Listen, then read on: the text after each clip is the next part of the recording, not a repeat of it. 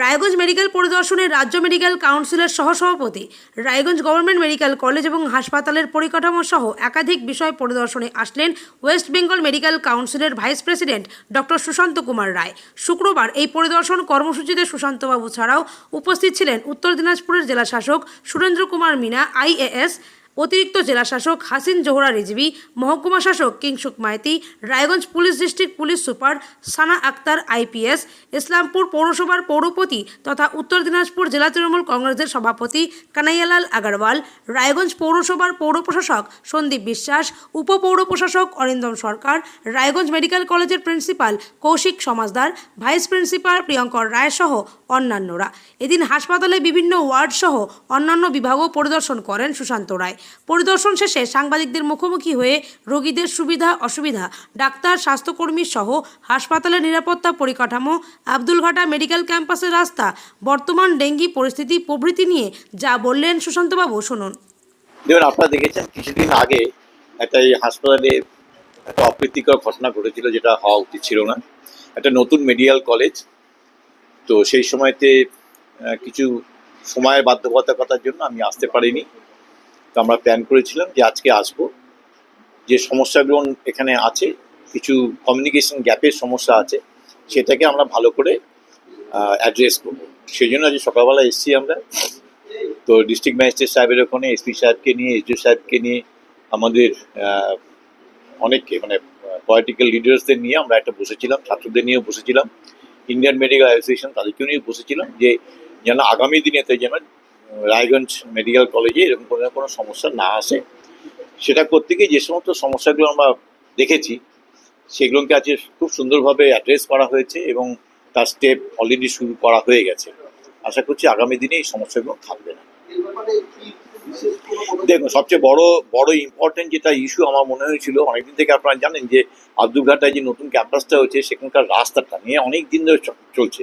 এর আগেও আমি যখন এসেছি তখন আমি আগেকার ডিস্ট্রিক্ট ম্যাজিস্ট্রেটের সঙ্গে অনেকবার কথা বলেছি, উনিও কিছু সমস্যা ছিল, আমি কলকাতাতে কথা বলেছি, পঞ্চায়েতের সঙ্গে কথা বলছি, কিন্তু একটা খাপছাড়া হচ্ছিল। যাই আলটিমেটলি ইরিগেশন এবং হেলথ ডিপার্টমেন্ট দুজনেই টাকাটা একটা ফ্যাক্টর, সেই টাকা স্যাংশন হয়েছে এবং টেন্ডার প্রসিডিওর অলরেডি ফ্লোট করা হয়েছে, কিন্তু আনফর্চুনেটলি সেই টেন্ডারে পার্টিসিপেশনটা হয়নি।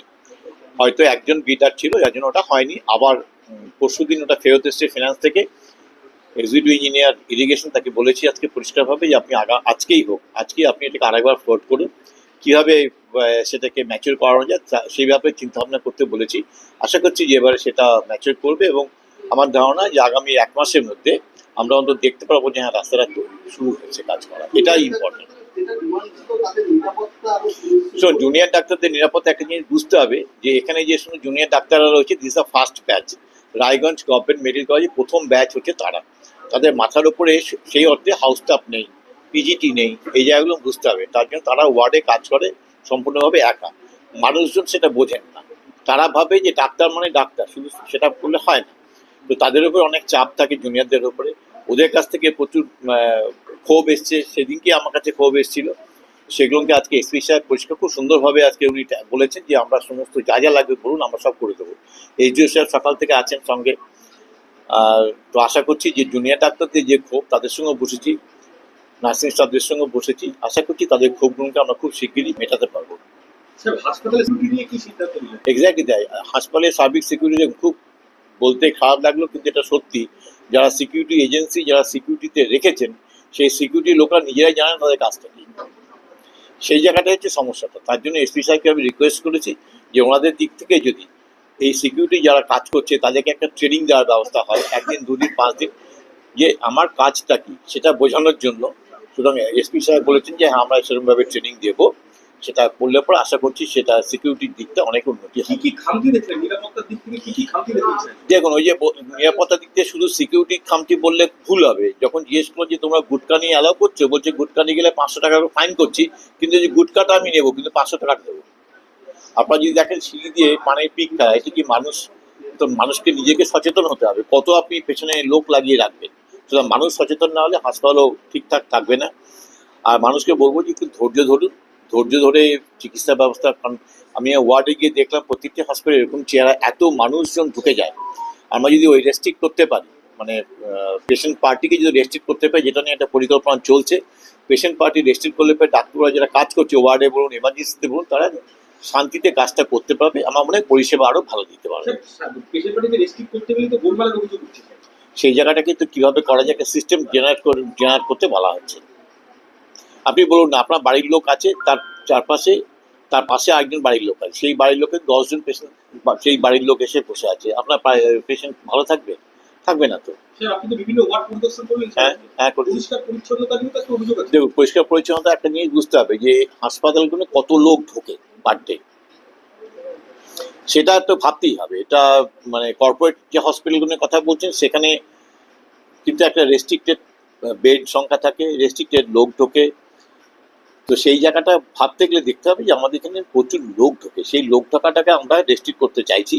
যেমন টোটো নিয়ে ঢুকে যাচ্ছে ওয়ার্ডে, মানে হসপিটালের ভেতরে, সেই জায়গাটায় রেস্ট্রিক্ট বিভিন্ন পরিকল্পনা আজকে নেওয়া হচ্ছে, এগুলো আস্তে আস্তে বাস্তবায়িত করা হবে। আমার মনে হয় আগামী দিন 1 মাস 1.5 মাস 2 মাসের মধ্যে এই চেহারাটা কিছুটা হলেও পাল্টাবে। স্যার, আরেকটা হচ্ছে সিসিইউতে বেড পাওয়া নিয়ে একটা সমস্যা। শিশুদের বেড নিয়ে দেখুন, 14টা বেড। এবার আপনি বলুন যে এত পপুলেশন, আপনি কি করে বেডের সংখ্যা বাড়িয়ে তোলা?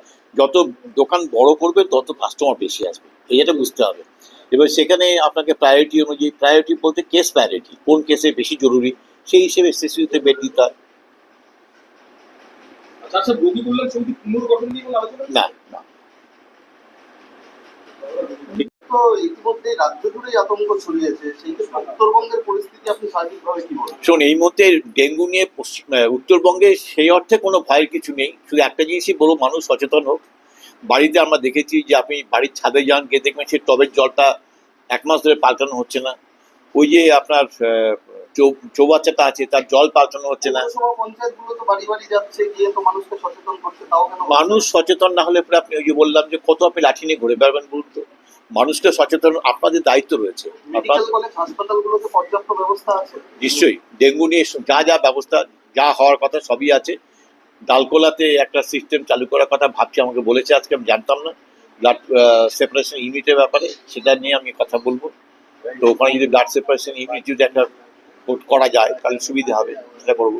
কিন্তু ডেঙ্গু নিয়ে অযথা আতঙ্কিত হওয়ার কিছু, ইসলাম করবো, হ্যাঁ, অযথা আতঙ্কিত হওয়ার কিছু নেই।